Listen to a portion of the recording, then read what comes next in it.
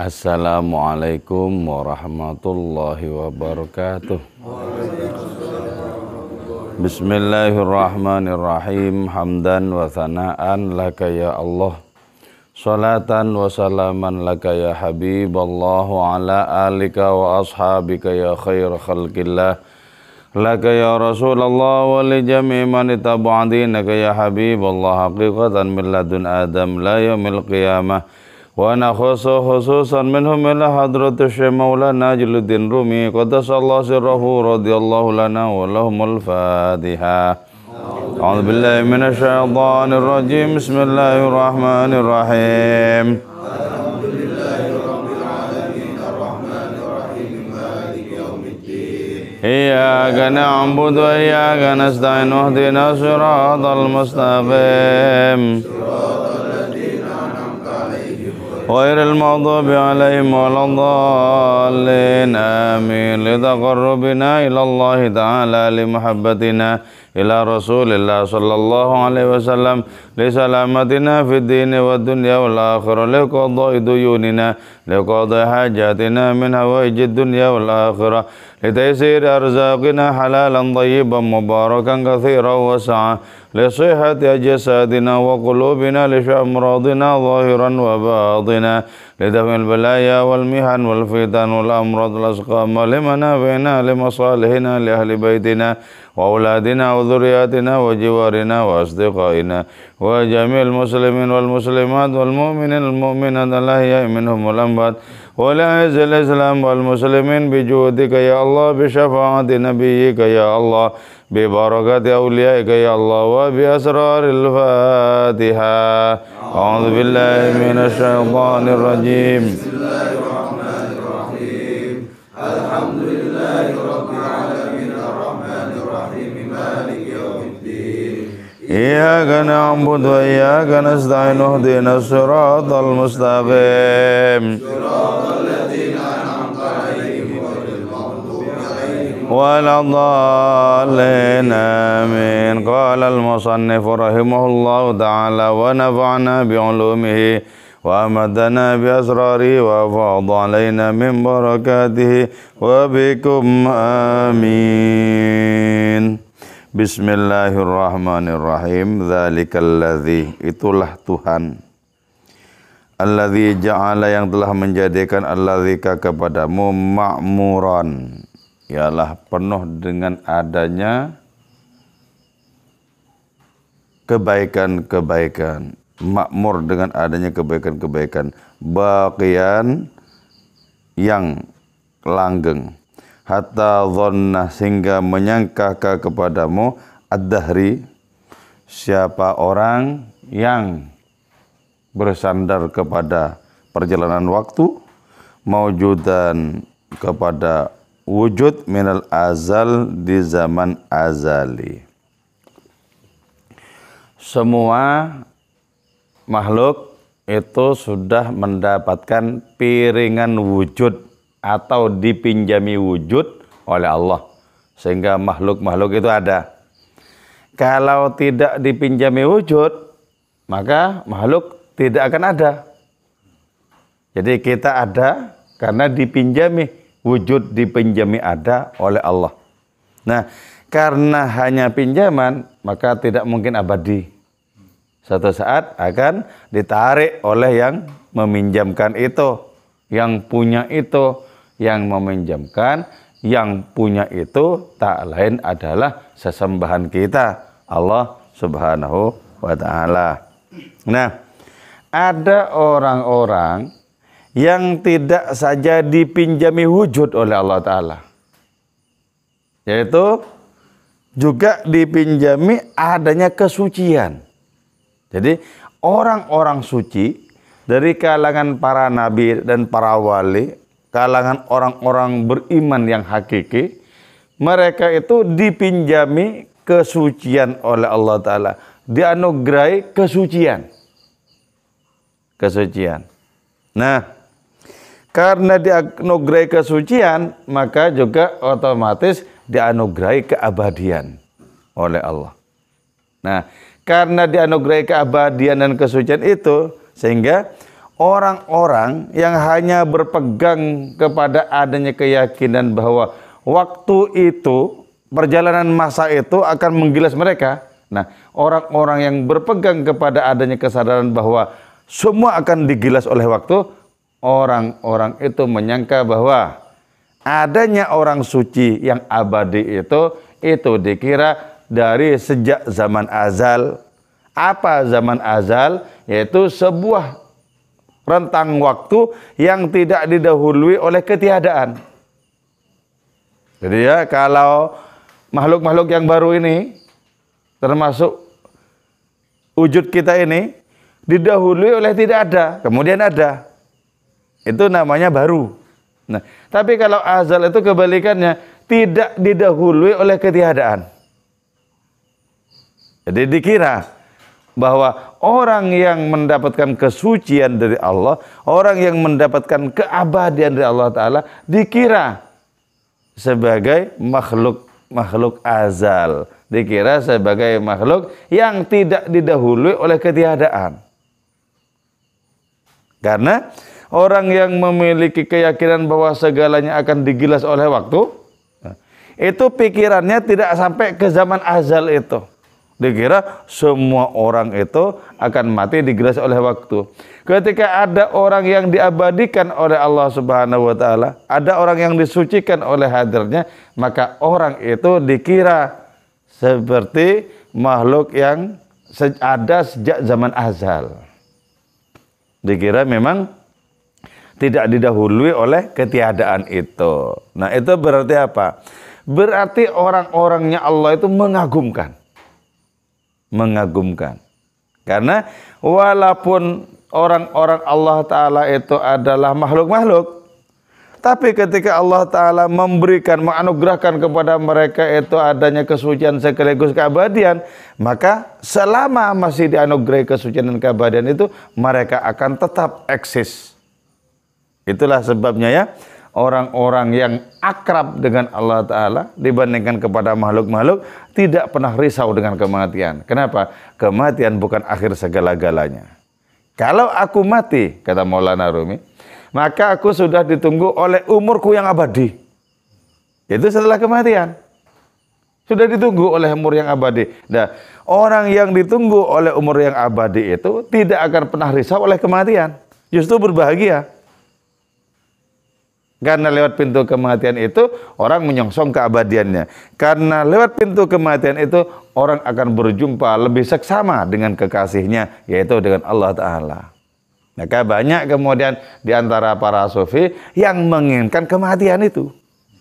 Kenapa? Karena diyakini, karena diimani sebagai adanya sarana perjumpaan dengan Allah Subhanahu wa Ta'ala.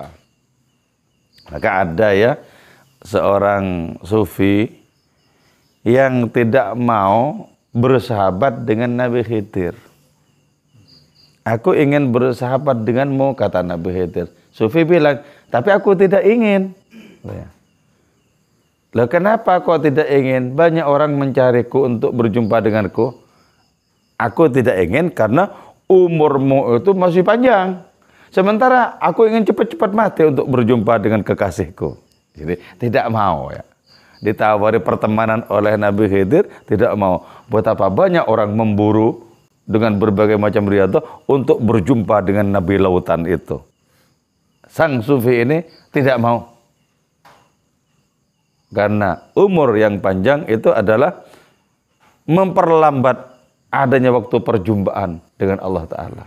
Sementara sang sufi sudah dirundung rindu untuk segera mungkin berjumpa dengan kekasihnya.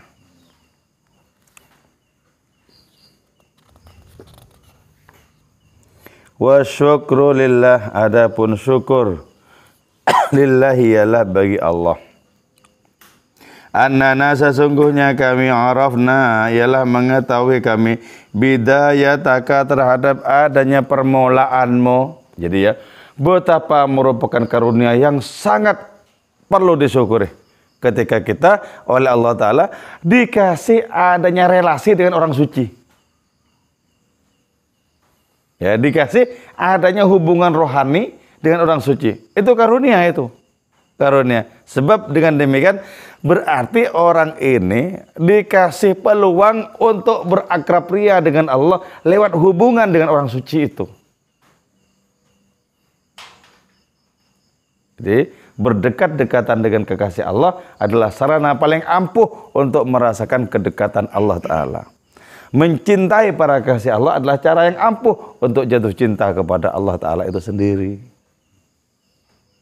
Makanya walaupun para nabi itu ya sudah bermukim di dalam sejarah, sudah menjadi bagian dari masa silam, tetap mereka harus kita tambatkan di sini. Kita tambatkan di sini. Munculkan adanya rasa takzim, penghormatan kepada para nabi yang oleh Allah Ta'ala sudah diletakkan di dalam kotak-kotak sejarah masa silam. Semua nabi itu sudah menjadi bagian dari masa silam. Tapi bukan alasan bagi diri kita untuk tidak meletakkan mereka dalam hati kita. Bukan alasan. Hanya karena mereka sudah menjadi bagian dari sejarah. Tetaplah takzim kepada Nabi Adam, Nabi Idris, Nabi Nuh, Nabi Saleh, tetaplah takzim.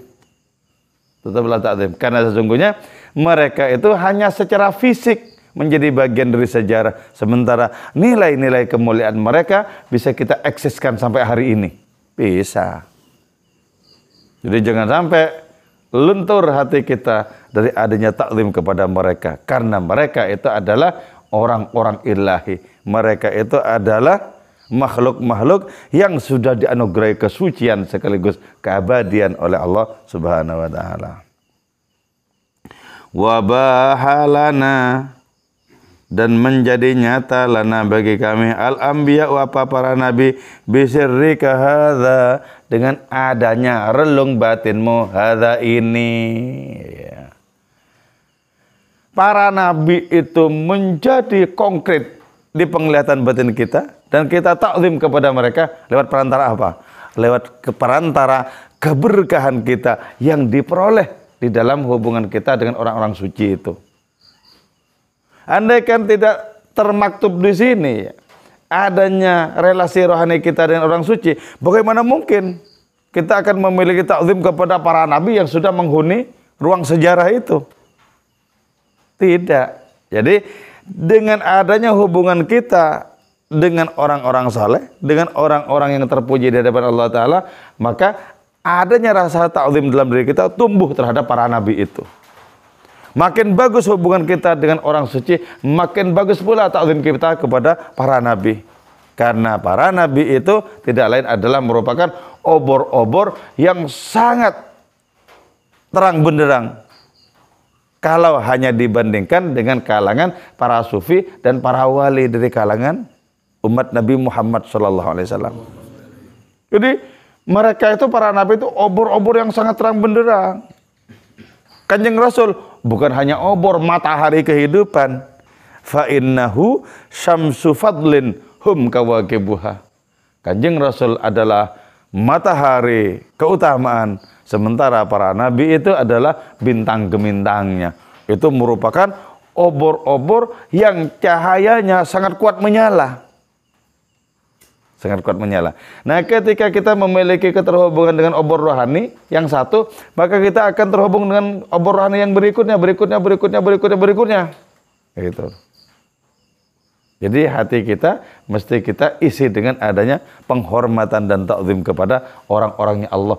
Baik mereka itu sudah menjadi bagian dari sejarah maupun sekarang mereka itu masih hidup. Harus menyala dalam batin kita. Itu adalah antena rohani di mana kita menjadi mudah terhubung dengan Allah Subhanahu wa taala. Fa ya'lamu, maka mengetahui al-insanu, siapa manusia, annaha daddar, sesungguhnya dunia ini haditsatun, ialah baru. Nah, dari adanya cahaya rohani, lantaran keterhubungan kita dengan orang suci, kita tahu kemudian dunia ini baru. Baru ini. Baru. Dan karena baru, maka akan rusak. Segala sesuatu yang muncul di dalam waktu akan rusak oleh waktu, kecuali orang-orang suci itu.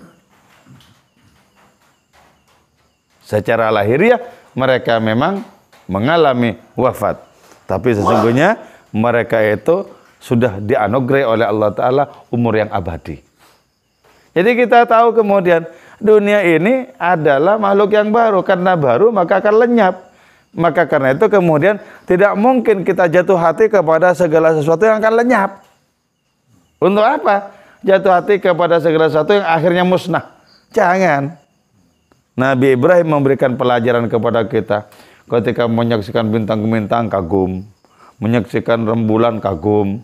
Menyaksikan matahari kagum. Akhirnya yang dikagumi itu terbenam juga.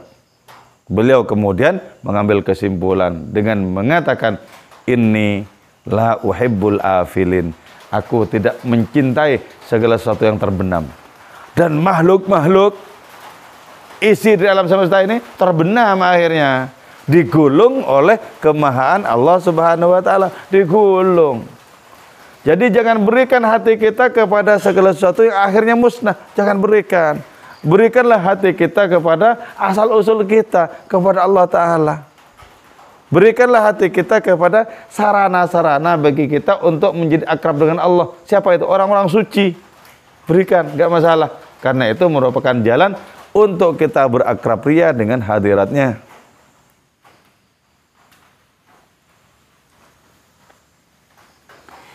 Walasto, dan tidak ada aku bil angkabut, ialah laba-laba khuliqat yang diciptakan fiha di dalam itu dar abathan dalam keadaan sia-sia.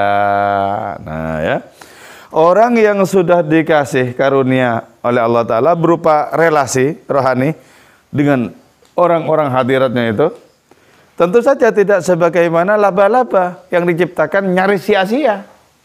Tidak. Orang ini diciptakan dengan penuh makna kemuliaan, dengan penuh makna keilahian, sehingga orang-orang lain bisa mengambil iktibar dari adanya orang yang sudah mendapatkan keistimewaan oleh Allah Subhanahu wa Ta'ala ini. Jadi tidak sebagaimana laba-laba yang nyaris sia-sia. Menjadi tidak sia-sia kalau dipakai oleh Allah Ta'ala. Contohnya ya, laba-laba yang dipakai untuk melindungi Nabi Muhammad SAW di Gua Thur. Nah, itu laba-laba yang istimewa itu. Ada salah satu hadis Nabi yang berbicara khusus tentang laba-laba di tanah haram yang tidak boleh dibunuh.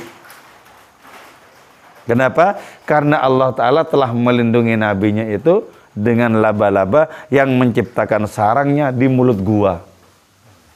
Sehingga orang-orang kafir yang memusuhi Nabi dan mengejar beliau tidak bisa mengetahui, tidak bisa melihat bahwa di dalam gua itu ada Nabi. Kenapa? Karena terhalangi oleh adanya sarang laba-laba. Bukan terhalangi secara peka, tidak. Mereka pikirannya itu yang terhalangi. Kalau di sini ada laba-laba membuat sarang, mungkinkah ada orangnya di dalam? Ah, nggak mungkin. Nggak mungkin. Ini pasti sudah robek sarang laba-laba ini. Padahal itu baru dibikin. Jadi Nabi masuk bersama Abu Bakar Siddiq. Allah kemudian mengutus laba-laba untuk bikin sarang. Nah, makhluk sehina apapun, selemah apapun, setidak berdaya apapun, kalau dipakai oleh Allah Ta'ala untuk melindungi hambanya, maka makhluk itu seolah-olah memiliki kekuatan luar biasa.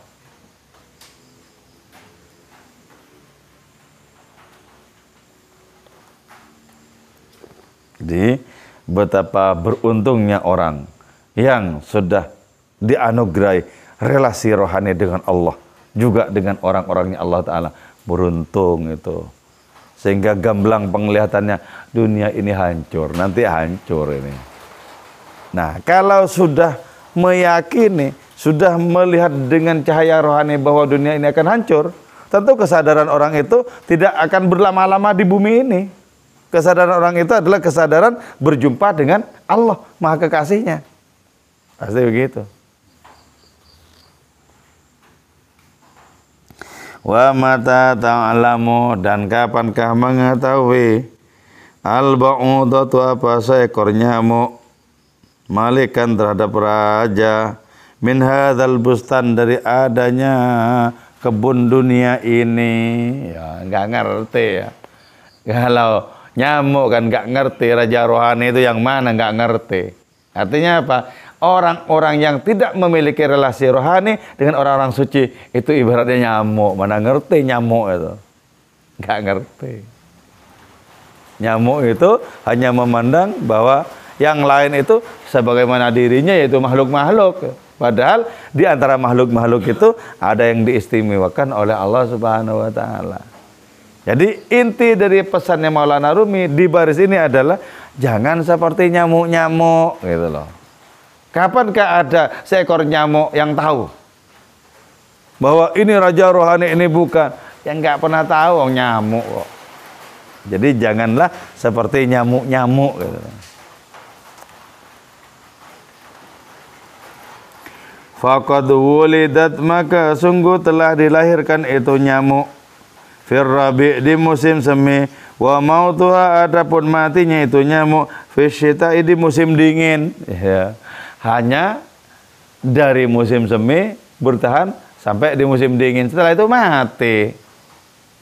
Mati.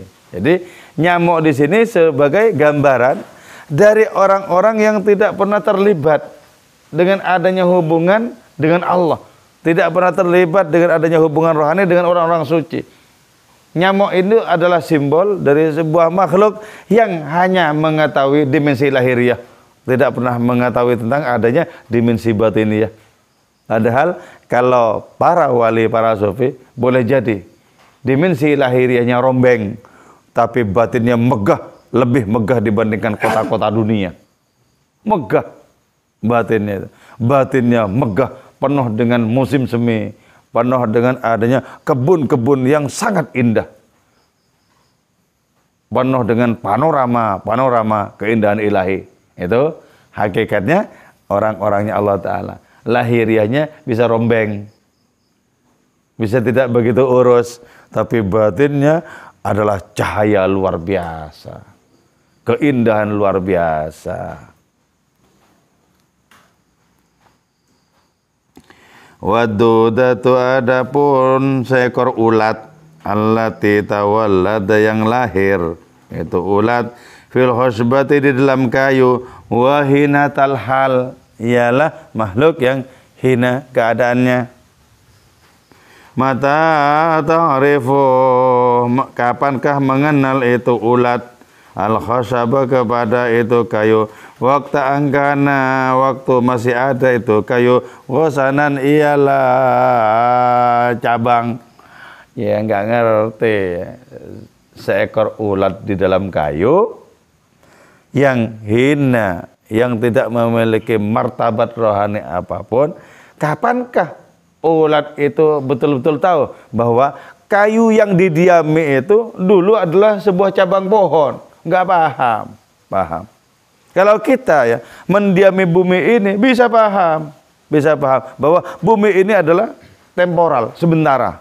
Bahwa dunia ini tidak lama, bisa paham. Bahwa dunia ini dulunya cuma konsep di hadapan kemahan Allah Ta'ala, lalu diwujudkan menjadi nyata, paham. Tapi kalau ulat di dalam kayu, kapankah dia paham bahwa suatu waktu di masa silam kayu itu tak lain adalah cabang dari sebuah pohon? Gak paham. Gak paham. Jadi baik ulat maupun nyamuk di dalam kitab Masnawi ini adalah simbol bagi orang-orang yang tidak memiliki akal universal. Simbol bagi orang-orang yang tidak memiliki hubungan rohani apapun dengan Allah Ta'ala. Dengan orang-orangnya Allah Ta'ala juga tidak punya hubungan itu. Jadi simbol. Maksudnya jangan seperti nyamuk, jangan seperti ulat. Jangan.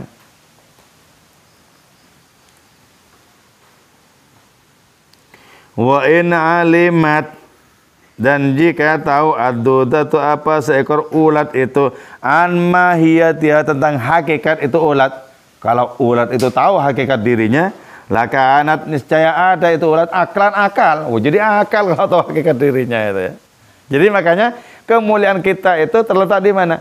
Di adanya kenal kita terhadap hakikat diri kita. Kalau kepada hakikat diri kita tidak paham, apalagi kepada Allah makin gak paham. Wong kenal diri itu merupakan syarat untuk bisa kenal Allah. Kalau kepada diri saja tidak kenal, apalagi kepada Allah. Makanya kemudian dihadiskan oleh Kanjeng Rasul Muhammad SAW. Man arafa nafsahu faqad arafa rabbahu. Orang yang kenal dirinya, maka kenal Tuhannya. Jadi kenal diri itu pengantar untuk kenal Tuhan. Kenali diri kita. Dari mana engkau berasal? Kata Maulana Rumi. Kamu tidak tahu dari mana engkau berasal. Dari mana kita berasal? Bukan dari ruang bumi ini. Bukan dari waktu kehidupan ini, bukan. Kita berasal usul dari tanpa ruang dan tanpa waktu. Dari Allah Ta'ala.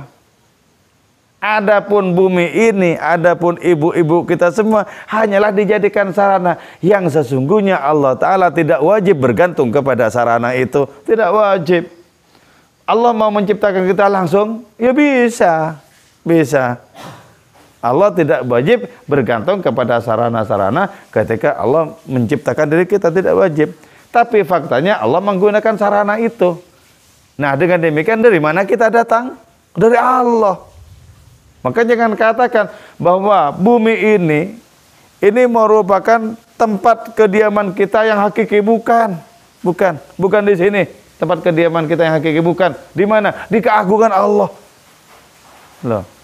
Jadi karena itu hati kita jangan terlalu tertambat kepada tempat di bumi ini, jangan terlalu tertambat. Sebab kalau hati kita tertambat kepada tempat-tempat di bumi ini, maka kita ketika harus berpisah akan menjadi sakit hati kita. Menjadi sakit. Jadi ketika kita menyenangi sesuatu dan sesuatu itu lenyap, kita akan menjadi sakit, menjadi stres, menjadi galau. Maka karena itu jangan terlalu kerasan. Agar apa? Agar kalau pada saatnya nanti kita meninggalkan dunia ini, sayonara kepada dunia ini, kita sudah tidak sakit lagi, tidak galau lagi. Sudah bahkan diliputi oleh rasa keindahan, kesenangan untuk bisa berjumpa dengan Allah Ta'ala Maha Kekasih. Gitu. Jadi jangan terlalu kerasan. Jangan terlalu kerasan.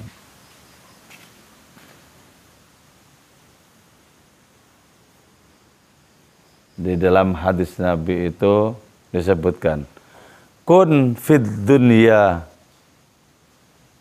gharibun. Hendaklah engkau di dunia ini merasa terasing. Karena memang bukan tempat yang sebenarnya. Au abiru sabilin. Atau kita hanya merasa sebagai orang yang melintas jalan. Ya cuman melintas kok. Jangan melintas. Bukan selamanya. Nah, kesadaran seperti itu penting. Agar apa? Agar kita mempersiapkan diri untuk berjumpa dengan Allah.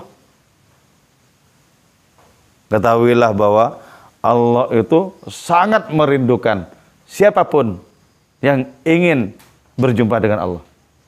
Ya Daud, inni lamustakun ilaman yastakuni.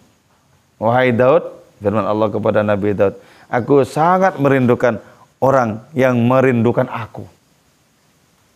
Jadi kita belajar kemudian untuk perlahan-lahan menumbuhkan benih-benih kerinduan dalam diri kita. Munculkan. Mungkin ketika dimunculkan kita takut karena khawatir dikeprok oleh kematian. Terus munculkan lagi. Terus begitu. Nah, kalau sampai sejak di dunia ini kita merindukan Allah Ta'ala, maka hidup kita ke depan itu akan penuh dengan keindahan. Coba bagaimana tidak penuh dengan keindahan orang yang menyongsong adanya perjumpaan dengan kekasihnya. Oh pasti keindahan itu. Orang sudah menyongsong perjumpaan, hatinya berdebar-debar itu. Berdebar-debar. Jadi ya, andaikan seekor ulat itu ngerti hakikat dirinya, maka dialah akal yang sempurna. Ya, gitu. Sama ya. Kalau manusia ngerti hakikat dirinya, dia berarti, manusia itu berarti memiliki akal universal, akal rabbani, akal keilahian. Itu yang disebut dengan aklul ma'ad. Akal yang terhubung dengan hari kebangkitan di akhirat. Kalau akal orang itu hanya terkait dengan kehidupan di dunia, itu namanya aklul ma'ash. Akal yang hanya terhubung dengan cara bagaimana mendapatkan adanya ma'isyah. Rezeki, penghidupan itu aja tok. Itu namanya akal pragmatis. Akal yang sangat pendek jangkauannya, nggak nyampe. Jangankan di akhirat, di alam kubur nggak nyampe akalnya, nggak sampai. Itu namanya aklul ma'ash, akalnya orang-orang pragmatis, akalnya nggak nyampe di alam keabadian. Jangan sampai, karena kita itu dikasih potensi oleh Allah Ta'ala untuk memiliki, untuk mengembangkan akal sampai di hari keabadian. Bukan hanya yang sementara ini. Karena itu jangan hanya pakai akal kita untuk pontang-panting, hanya untuk mendapatkan rezeki materi, jangan. Jangan. Rezeki materi itu sudah ada jatahnya jauh sebelum kita dilahirkan. Kita bekerja sekedarnya saja karena kita diperintahkan untuk bekerja. Adapun semangat kita terutama adalah semangat mengumpulkan bekal untuk berjumpa dengan Maha Kekasih. Oke ya, saya kira itu saja. Moga-moga ini senantiasa bermanfaat dan barokah untuk diri kita semua. Moga-moga hari-hari kita ke depan yang akan kita jelang menjadi hari-hari yang semakin indah di hadapan Allah Subhanahu wa taala. Moga-moga suluk kita, perjalanan rohani kita makin bersungguh-sungguh dan penuh dengan ketulusan. Moga-moga kita senantiasa dianugerahi sehat walafiat oleh Allah Subhanahu wa taala dan dipanjangkan umur kita untuk sembah sujud kepada hadiratnya. Moga-moga kita dijauhkan dari berbagai macam malapetaka dan bencana, dijauhkan dari berbagai macam penyakit yang sulit obatnya. Moga-moga anak cucu keturunan kita menjadi orang-orang yang bertakwa kepada Allah Subhanahu wa taala dan mengikuti tauladan Kanjeng Rasul Muhammad sallallahu alaihi wasallam. Moga-moga Indonesia negeri kita ini dijauhkan oleh Allah Subhanahu wa taala dari berbagai macam bencana dan malapetaka, dari berbagai macam pertikaian dan friksi dan perpecahan. Amin ya mujibas sailin wal afwa minkum. Wassalamualaikum warahmatullahi wabarakatuh. Maulaya salli